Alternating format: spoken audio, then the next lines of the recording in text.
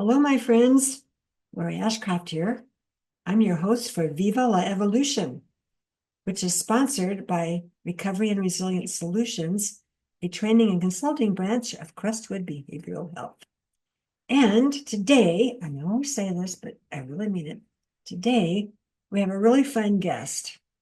Her name is Dr. Gretchen Snethen, and she's an associate director of community inclusion at Temple University Collaborative. I didn't get that quite right, but it's close. She has a background in recreation therapy.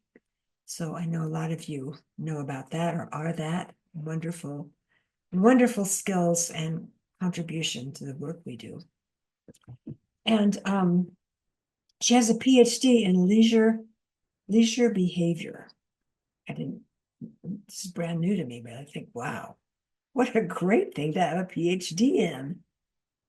And anyway, she and I talked a few days ago, and I learned so much from her about the effects of sedentary behavior, like sitting on your butt too much. And I got really motivated by listening to her and thinking, I've got to stand up more often. And then I started thinking about the folks in our programs who are often medicated. Medication makes us droopy, drowsy. I've done my share of being on medication and being droopy and drowsy and knowing how hard it is to get myself in motion sometimes. And then medications make us gain weight. We have more weight to carry around. So it's not easy to get up and move around. But Gretchen's going to talk to us about all the advantages of getting up and moving around. And she makes a great distinction. You don't have to get up and run down the block. If you just get up and walk around a little bit now and then, that has a tremendous impact on our health. It gets all our endorphins going, makes us happy, and wakes us up. So I don't want to say too much more because she'll tell you this a lot better than I'm able to. So here we go, my friends. Dr. Gretchen Snethen, on the effects of sedentary behavior and how to get past it. Here we go. Well, Gretchen, I'm so delighted that you could join us today. I've been really excited about sharing what I've learned from you about sedentary lifestyles. And I've already stopped sitting around so much. So thank you. You're welcome. Yeah. And thanks to Mark Seltzer for introducing me to you. I'm just grateful for that. Well, let's start with you. Tell us a little bit about you and your background and how you got interested in all of this and what Sure. comes to mind.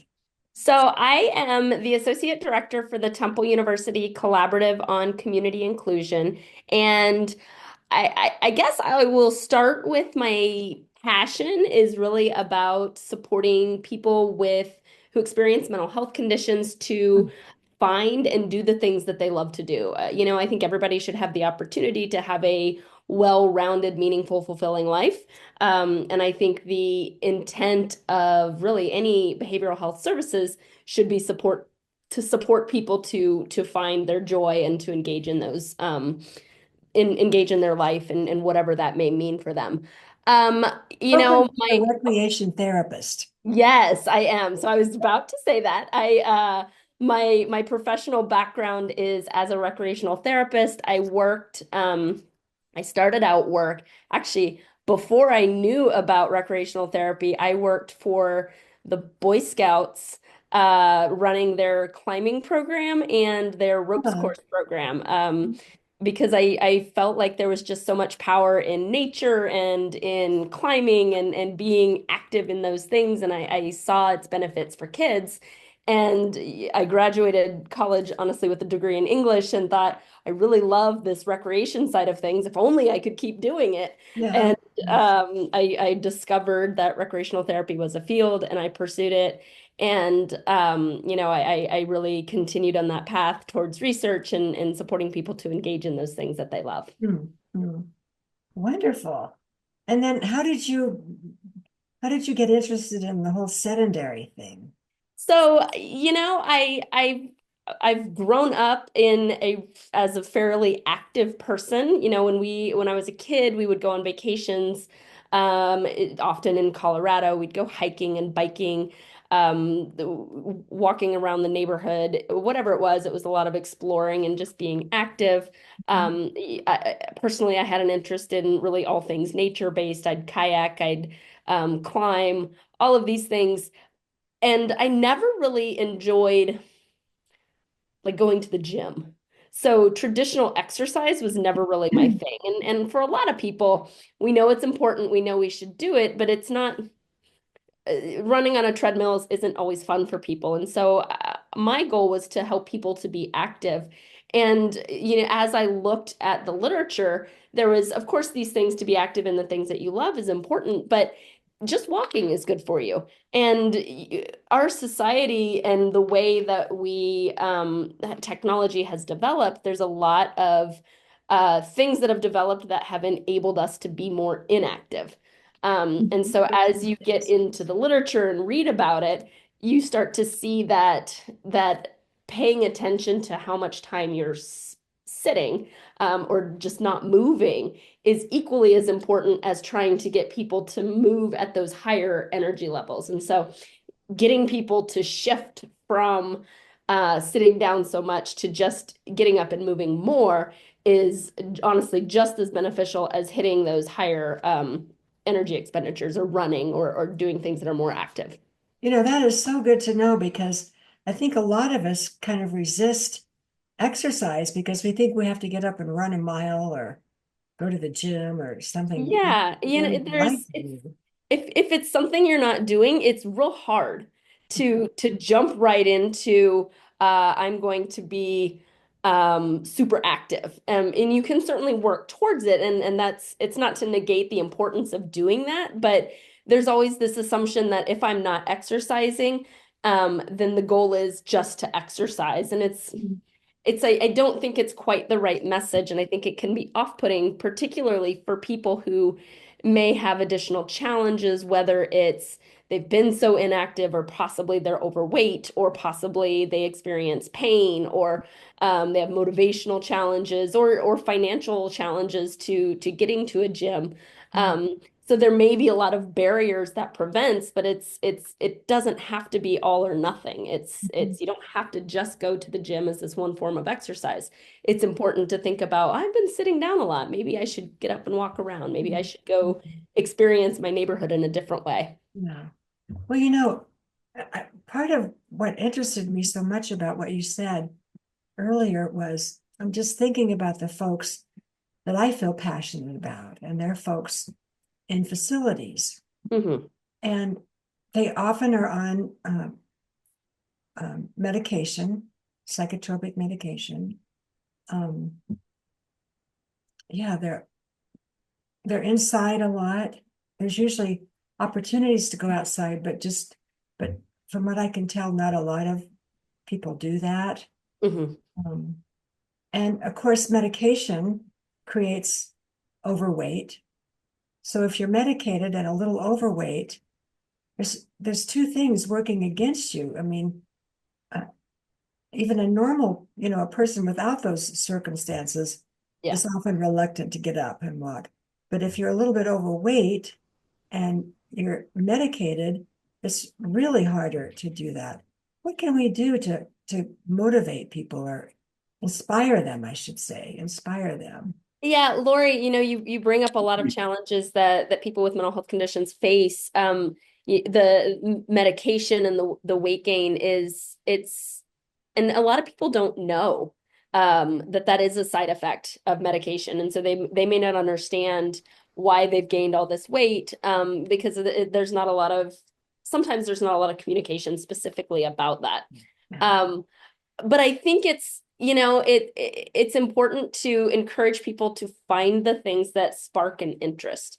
Mhm. If people like art, going to an art museum and walking around, you're not walking fast, but you're also not sitting for the entire time. If you like being outside or bird watching, these things like they don't seem like high-end energy burners, Mhm. but they do get people out and they get people moving. And so I think it's important to think about what are people interested in doing and how can we help them connect to those activities that may be motivating in themselves, honestly, without even, you don't even really have to talk about the need to exercise with it, because sometimes the word exercise can be very off-putting to people. Yes, yes. So what I'm hearing here is it would be much better to go walk around in an art museum than just sit down and draw a picture or something. Yeah, Because well, I mean, I don't want to knock the benefits of drawing and the creative expression with it, but yeah, there's a balance, you know? yeah, But I would say that even drawing a picture where you've got to get up and get your supplies and yeah, find the inspiration of something to draw and then get up and put everything away is going to be more movement than watching TV or watching someone draw. mhm. And I think that a lot of staff in facilities, not just ours, they just don't think that way. They think, let's move the pencils a little closer so it's convenient.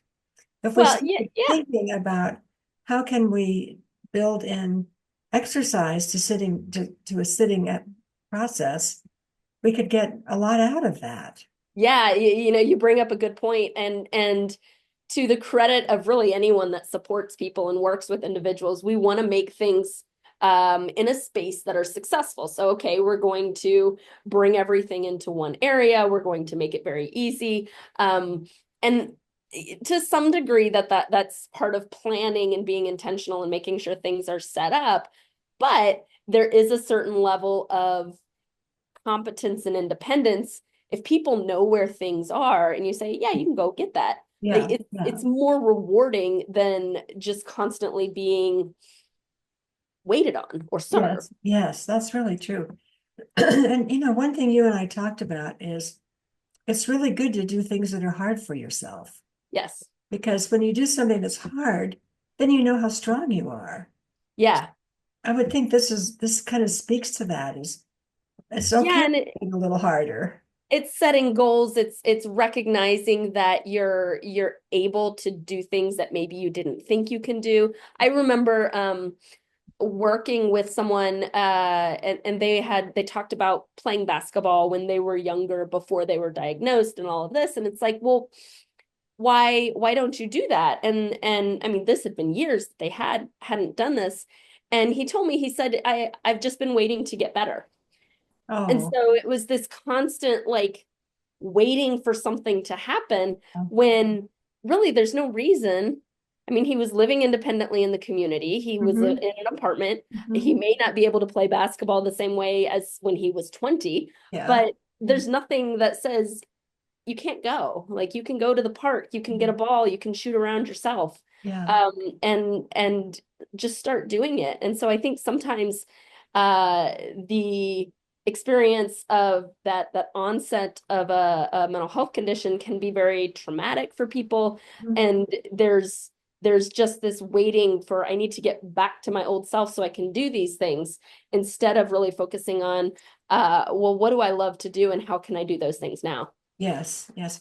And this kind of brings us to something else we talked about.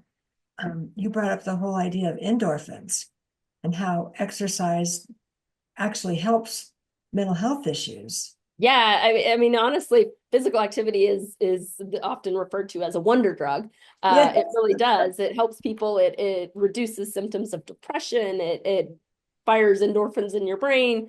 And we know, one of the things, Lori, that we talked about was the comorbidity between psychiatric disabilities or diagnoses and substance use disorders. And when you rely on substances, you've actually handicapped your brain from producing those positive experiences or having those pleasure moments through other activities. You rely on that substance to trigger that response in your brain. So what we can do is intentionally use activities, whether it's exercise, whether it's going for a walk, whether it's helping people to process, being out in nature, but working with them to help rebuild and retrain the brain to experience those positive Right. emotions. Right. The other day you said with substance, your brain forgets how to do Yeah, indoor. it's like it's not the same because obviously people when they wear glasses, your eyes, but they adjust to the glasses. And so when you take your glasses off, you can't focus as much because you're there, you Mhm. have that Mhm. support or assistive technology to help you do it. Mhm. Substances, not in a, glasses are a good thing, obviously. But substances they take the ability out, or your brain forgets how to naturally create those pleasurable experiences. Mhm. And so, but you can retrain your brain to do it. Yes. Yes, that's the good news, isn't it? Yeah. That it's not gone forever. It's just on vacation until we call it back into space. Um, I brought up something the other day that I'd like to talk a little bit more about. This is not this is not unique to facilities. I've had a very long career. Mhm. I see the same I don't know what to call it, the same phenomena. I'll just call it that for the moment.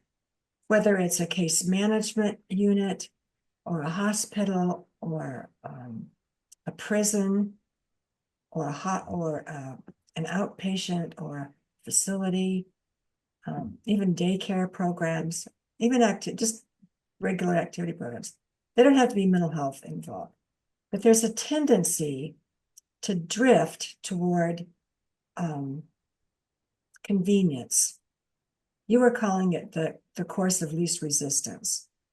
So when we do something several times or several times a day, we start thinking, I mean, just automatically our mind goes, what's the easiest way to get this done?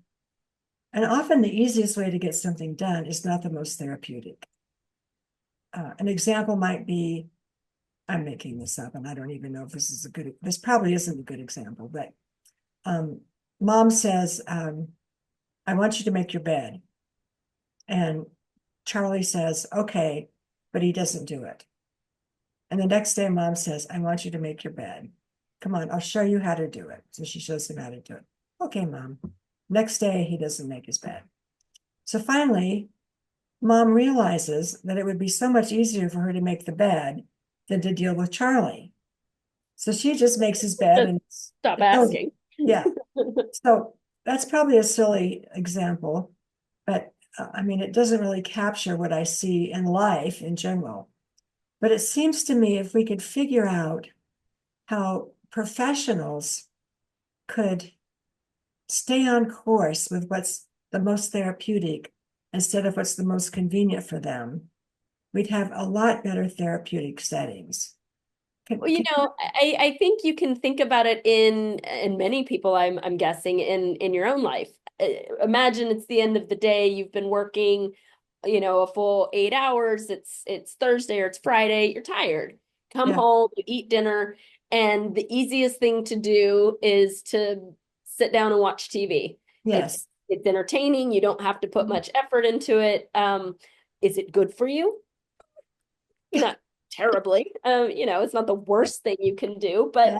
it doesn't it does. But if you went for a walk, or if you did something that at the end of it you'll have a better experience, Yeah. doesn't mean it's not hard to do.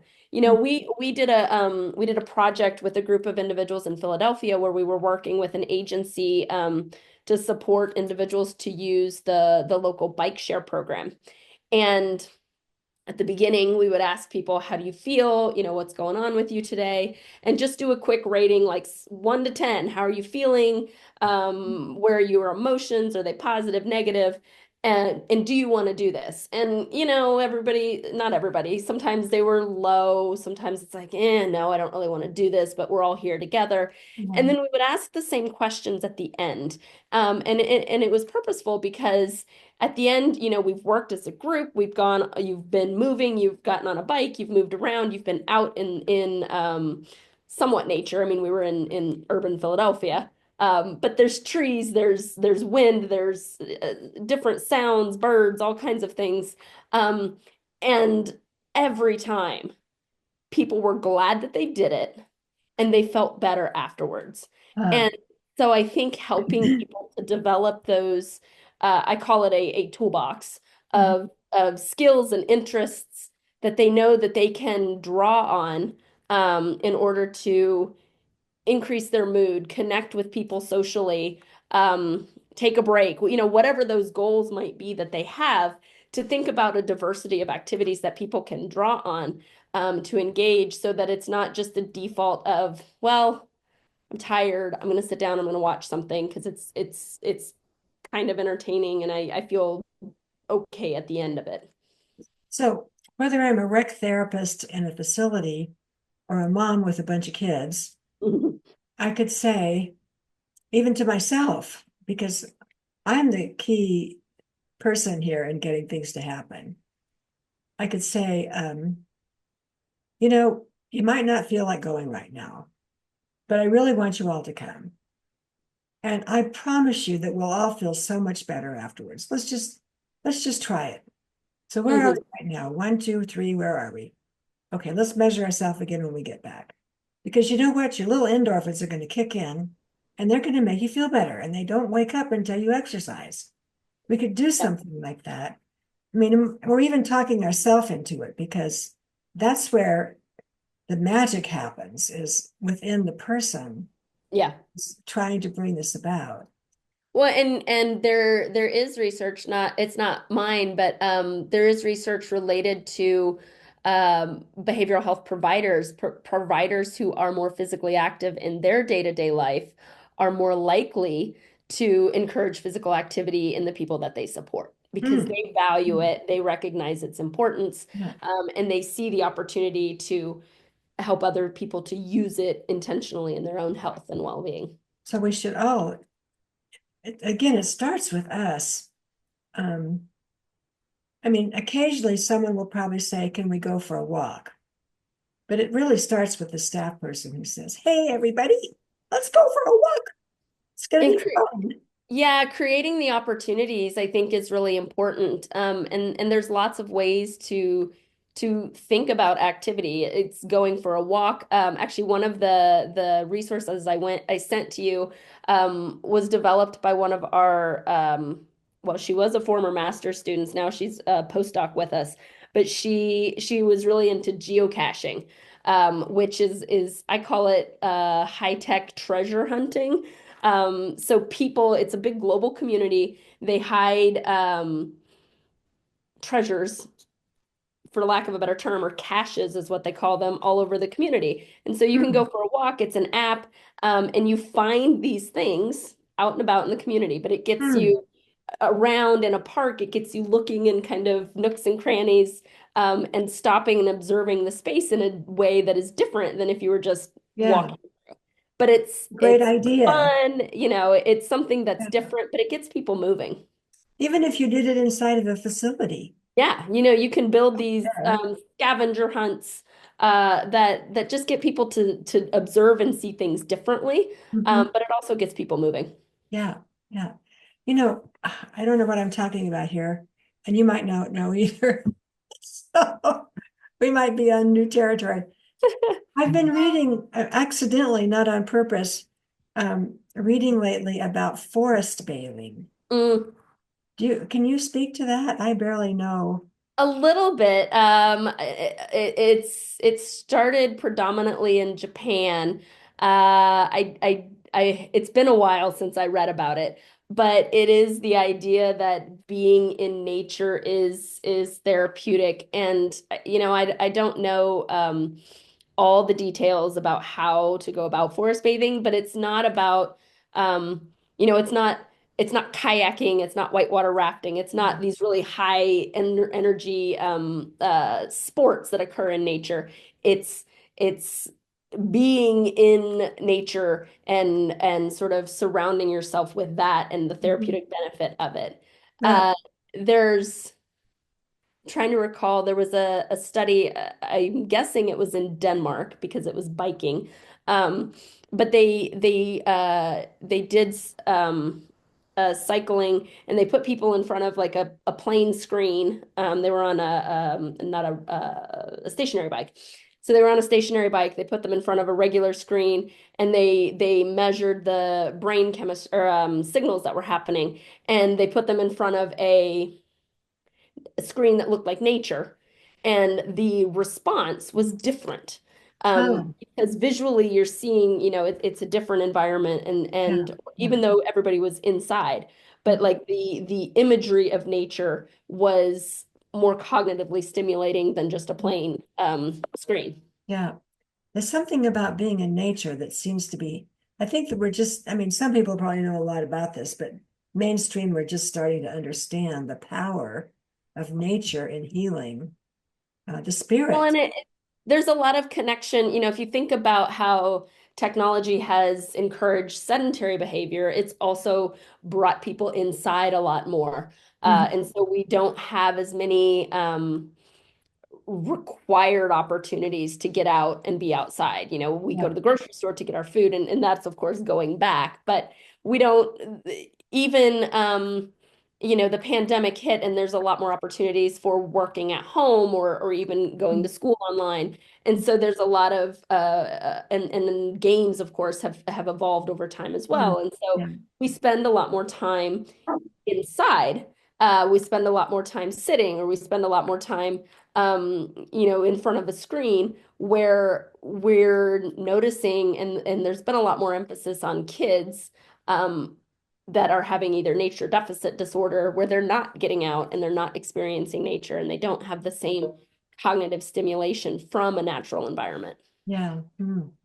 Well, that's something that I think we can really unpack at some point and bring more in everywhere, not just to facilities, but to families. Yeah. And my brother's an architect, so this is a bit of a tangent, but there is research that looks at the environmental space, and hospitals have started intentionally bringing either art or nature images or even Mm. plants into spaces because of its therapeutic value. Ah, ah. Well, just not even logically, just spiritually, that makes so much sense to me. Hmm. You would do that. Yeah, I really feel that. You brought something up the other day that really clicked with me because I have seen this in so many situations, especially one of the things we do at Crestwood is peer support training. So we take people who are in the facility as a patient, we call them guests, as Hmm. guests, and we ask them if they want to be peer support specialists and be hired and work alongside of professionals. And many of them say yes. In a couple of weeks, I'm going to our program in Pleasant Hill because we have 10 people graduating from peer support there. Great. And what we see is when people, and this is not a fluff little thing, it's like 80 hours of training and then 100 and some hours of internship. So it's not like a little like making Valentine's or something. It's Valentine's Day, so that comes to mind. Hey, I just worked with my 4 and 6-year-old to make Valentine's. That is not an easy task. So what we see is when they go to the class, they get a lot better. So instead of going to anger management or some other class, but actually a class that leads to something, and they learn a lot about themselves and about other people, they get a lot better. But then when they go to work or when they do the internship, they get even better because now they're putting that to work. And then when they get hired and go to work, they really get better. And the element there that's causing them to get so much better is giving back. Mm. And they're giving back from the point of their wound. But you can give back anyway, any place and still get that same jump because you start to think, I must have something worthwhile because I'm getting paid to do it and I can see the effect on other people.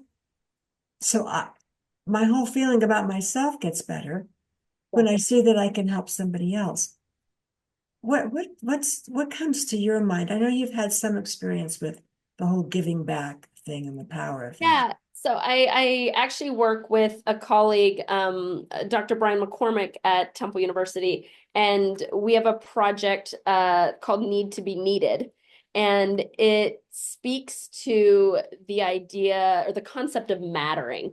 And the idea related to that is well, mattering is something that is relevant and important for everyone. We all want to feel like we have value and that we're Yeah. needed in different situations, particularly in social situations. So if you think about people who receive services, whether it's mental health services, the folks who might have intellectual developmental disabilities, there's a lot of support that they get, but there's not a lot of opportunity to give back. So think Yeah. about the example, when we were talking about the art activity where everything is provided and supplied in a space and you just show up, but you don't have to do anything. Mhm. But imagine if you didn't show up, the activity would still continue Yeah. and it would happen whether you're there or not. So, you don't necessarily feel like you matter in that situation.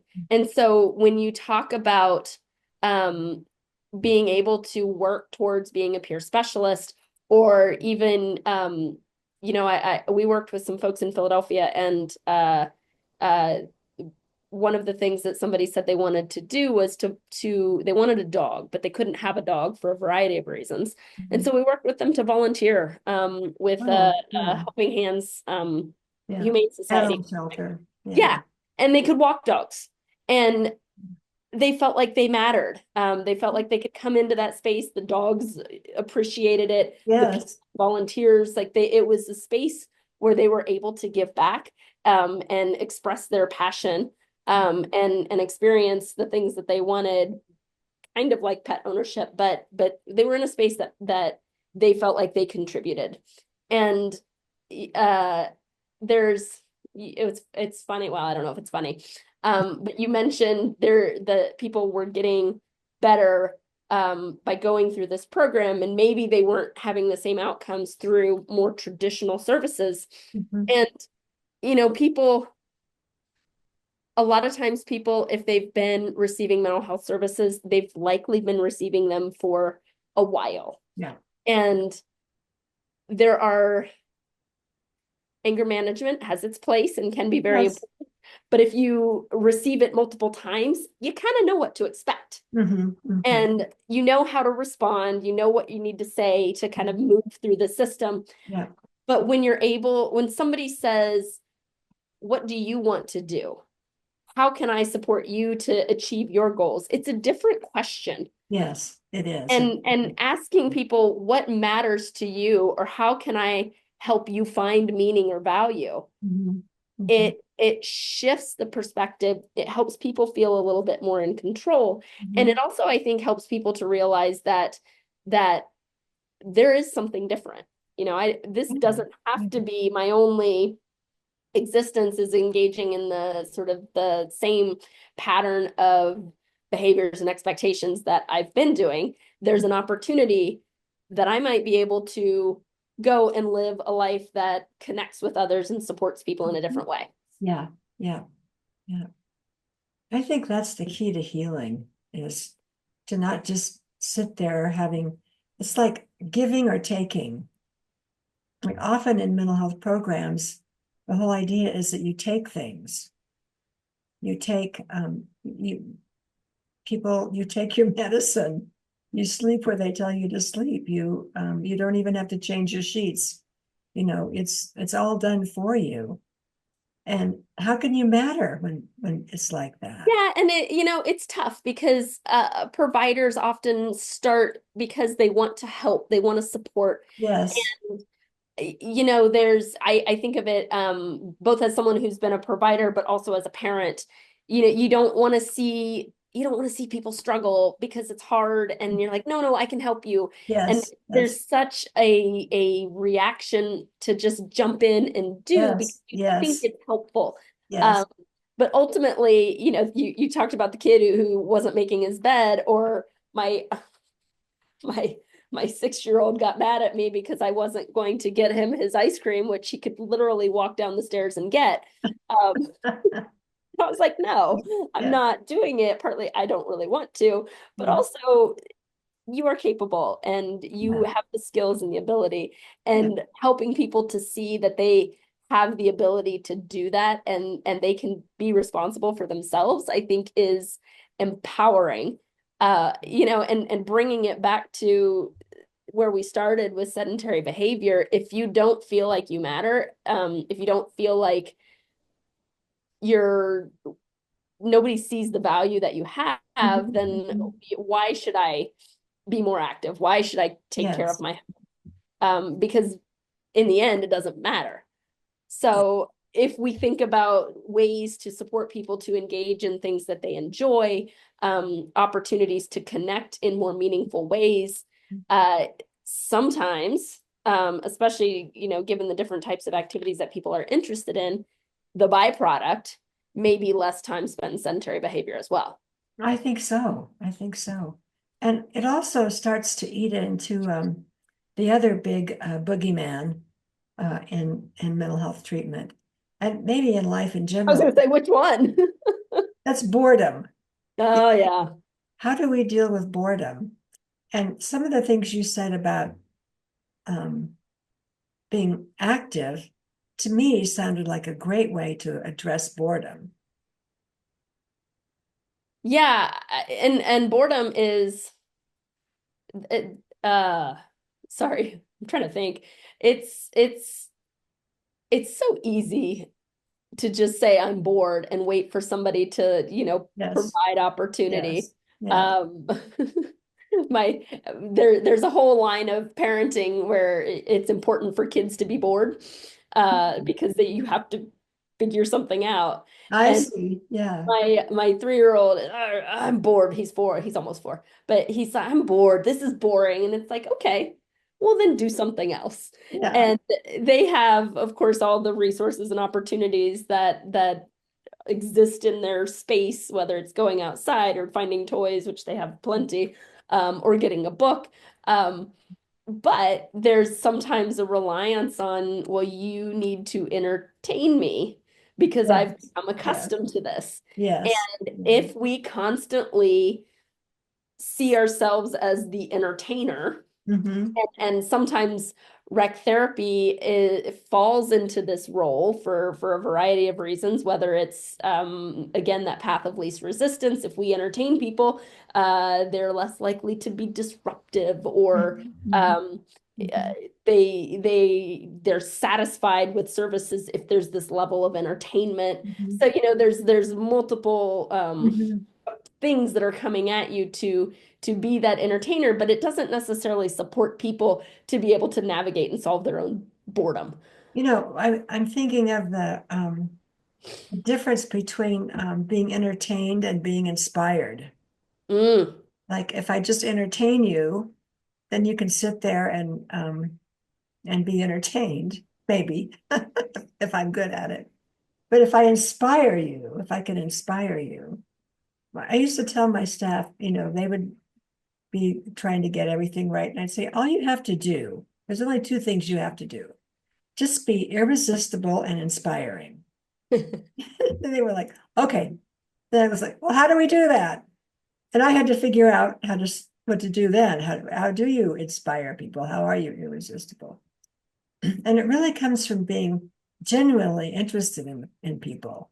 Yeah. So if I'm genuinely interested in you, I will find a way to inspire you. Just Genuinely interested and also genuinely believe that people have the interest and capability to do more. yes, yes. Yeah, seeing something in the person that they don't see in themselves.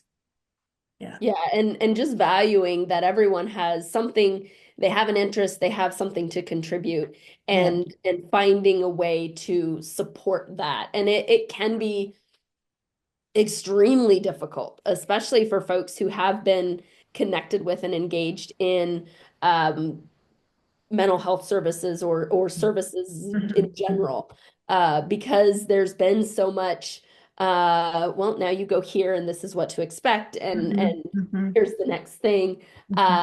I had a staff member, he was working with a participant, and he said, okay, well, let's talk about your goals.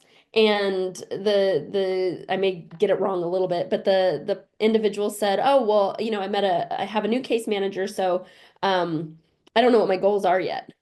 And so they were waiting, there was Mhm. this expectation that they were waiting for someone to tell Yes, them what yes. their goals were. And it's like, well, that's not how it's supposed to work. No, And but unfortunately, that's how it does work so yeah, frequently. And then people get trained to act that, to expect that. yeah, and so I think, when we think about the complex challenges with motivation, with boredom, with sedentary activity, with Mhm, isolation, with mhm. all of these things that sort of come together, Yeah, yeah. we have to believe that people can be more. And then we have Yes, to be, that catalyst to help people think about how can I support people to be more active? How can I support people to connect socially in ways that they're not currently? How can I help them connect to those things that they have interest in or they're excited about, yeah. in order to move people towards a more engaged life? I'm hearing two things there. One is the professional, let's just call them, just lump them into that thing there. The professional has to believe that there's something within each person that we don't see at the moment, Hmm.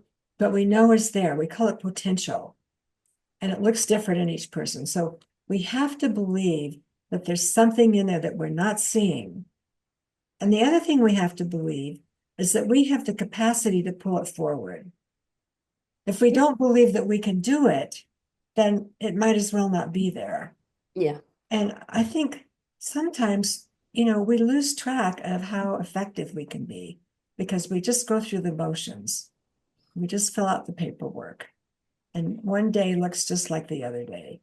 But if we Yeah, keep and believing in the person and in ourselves, we can keep doing amazing things. yeah, and you bring up two really good points. It's believing in the people that we work with and support, but it's also believing in yourself. And there is, mental health staff, and really all support staff, they're overworked, they're tired, Yeah. they're often underappreciated, Yeah. and it's there's high burnout. There's all of these things that are facing them as an individual that make it challenging, and they may not see that potential in themselves. Right. And so it's Yes. so hard to see it in other people when you are feeling like Yes. you don't have that potential in yourself either. Yeah. Yeah. I think those are the two keys to making all this happen. I would Just like to two. close. Oh, go ahead. Just two things. Just Okay. Yeah. Just two those things. two No, little no, no. things. Yeah, yeah. I would like to close with the story you told me about the lady on the treadmill. Yes. I will call her, I can't remember what her fake name was. We'll call her Georgia. Okay. So she was working with our colleague, who's his name's Brandon. He's a recreational therapist, and the goal for this project was to support people to find um recreational activities that are meaningful to them and to engage in them in the community. And so she wanted to go to the gym. Georgia wanted to go to the gym, and uh, actually Brandon had some expectations that, oh well, maybe she wants to be more active, she wants to get fit, she wants to do these things, but that wasn't it at all. She was a mother. She recognized in herself that she was not doing things to really improve her health. And she saw some of those things, same behaviors happening in her son. And she wanted to be an inspiration to him. She Mm, wanted to motivate him to be more active. And so going to the gym was important to her for her own health, but yeah. motivation for her was to inspire her son.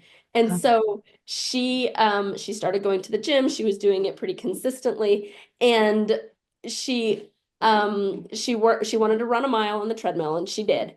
And it was like a movie screen where I've got kids coming in just a minute, honey. That's okay. Flowers. Flowers. Oh, wow. Look at that. How And cool Mom is and that? Dad, we love you. Love Huddy and Sawyer. Thank you. I made this card. It's beautiful. I love myself.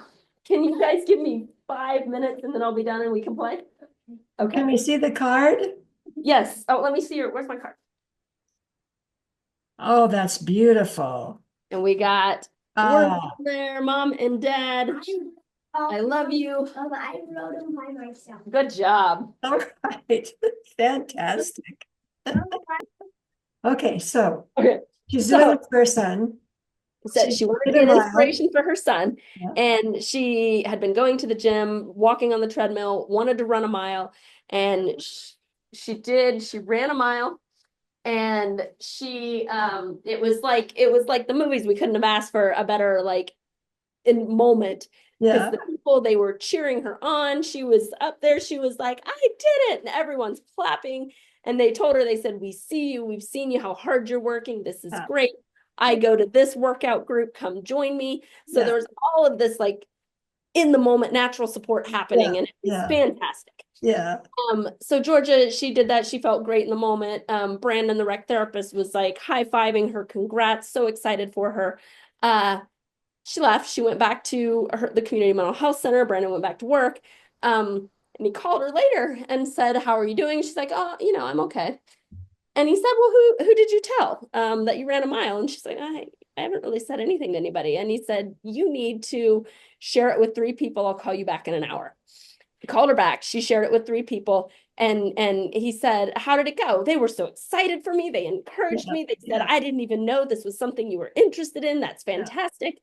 And it was so powerful, but she needed that push. She Yes. needed Yeah. that extra encouragement and reminder that we can't have these isolated things that happen and we don't ever share them. Yes. You Yes. share them, the people who support and care for you are going to celebrate your successes and Yes. also be those people to help you encourage and engage in it in the future.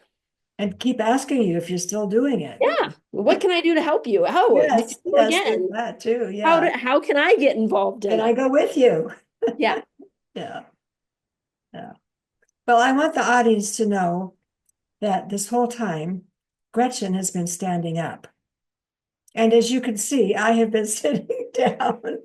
So Lori, it's Friday, Valentine's Day. Well, It's there. time, Okay, it's time to I'll get give out myself a and break and then. walk around a little bit. Okay. Gretchen, thank you so much. It's been a pleasure talking with you and just love sharing your information with our viewers. So thanks very much. And we'll talk again sometime. We'll catch Thank up you. with This you is further this has down the been great. road. I've enjoyed it. Thank you. Okay, there you have it, my friends. Wasn't that great? And I don't know about you, but I'm really motivated to not sit down so much anymore. And oh, and yes, I almost forget to tell you this. Please subscribe if you don't mind. It would really help us out a lot. And something else I was going to tell you. Oh, a friend of mine, Harvey Rosenthal, called this to my attention. You may not notice that each of our podcasts have a written narrative that go with it. It's not a recap of what we talk about. It's about a related subject that gives you more ways to go deeper into the material. So you'll just see that when you pull this up, it'll say read more, and you can click on that and you just get a whole bunch more stuff. All right, my dears, have a good day and good to see you. Take care. Love you lots. See you next time.